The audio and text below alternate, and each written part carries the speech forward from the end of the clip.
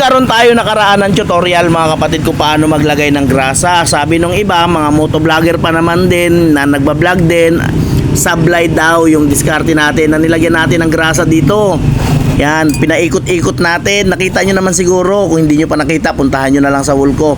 Dapat daw hindi na yun nilalagyan ng grasa kasi hindi naman din daw kailangan dahil hindi na, may o-ring naman yan, hindi naman siya. Basta ang dami nilang reklamo. Oh. Ngayon, ang nilalagyan daw ng grasa, dapat ito lang part na ito. Yan, dapat yung part lang na yan at hindi na, kahit di na raw iikot-ikutin. Mariusip naman, kalukuhan daw itong ginagawa ko. Sige, kung hindi natin inikot-ikot, di hindi nag-circulate yung grasa doon sa loob. At paano ito malalagyan ng grasa? Yan yung part na yan, yung area na to, na siyang tumatama dito. Ayan o, kabilaan. O ayan, nakita nyo may gas-gas pa nga o. Diba? Kung hindi natin nilagyan ng grasa at inikot-ikot ito, 'di ba? Paano magkakaroon ng lubrication itong area na 'to? Yan.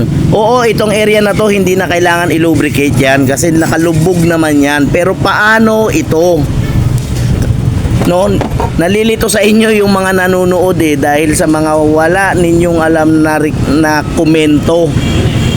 Oh, bibigyan pa kita ng idea ha dahil sa grasa tapos na ako diyan. Oh, dito. Baka ikaw isip ka ng isip na yung dragging ng motor mo ay puro lang sa bola. Kasi hindi ka naman mekaniko pero magaling ka mag-react. Oh, ito, bibigyan kita ng idea. Kapag stack up ito, kagaya nito, yan, possible yan na mag-dragging dahil naka-revolution ka na, hindi pa to bubuka. 'Di ba? Hindi pa to bubuka. Kahit mag-revolution ka na, hindi pa siya bubuka dahil nga ayan oh, stack up ang animal na ito. Oh, yan. Oh, 'di ba? Kaya kailangan nililinisan din 'yan, nililiha. Okay na? Sana naintindihan mo na at sana maintindihan mo bago ka magkomento, pakiisip mo muna ng maigi. Okay, kapatid?